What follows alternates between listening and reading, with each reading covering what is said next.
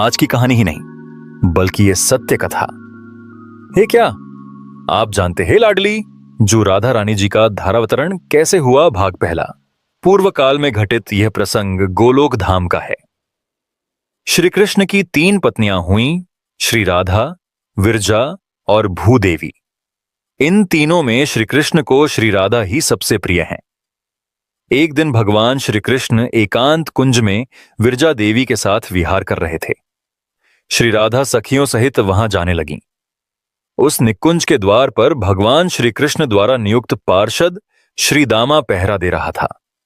श्री दामा गोप ने उन्हें रोका। इस पर श्री राधा क्रोधित हो गईं। सखियों का कोलाहल सुनकर श्री कृष्ण वहां से अंतर्धान हो गए। दुओखी होकर विरजा जी नदी बन गईं और गोलोक में चारों ओर प्रवाहित होने लगीं।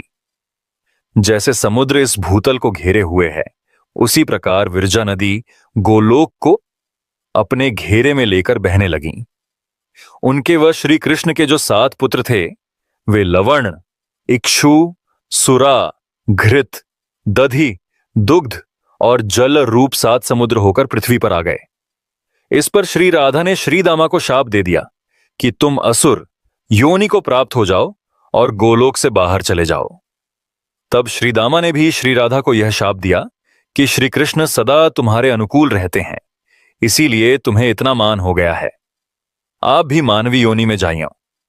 वहां गोकुल में श्रीहरि के ही अंश महायोगी रायाण नामक एक वैश्य होंगे।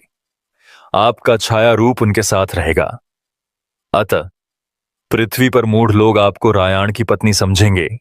अतः परिपूर्णतम परमात्मा श्री कृष्ण से भूतल पर कुछ समय आपका वियोग हो जाएगा। दूसरा भाग देखने के लिए कमेंट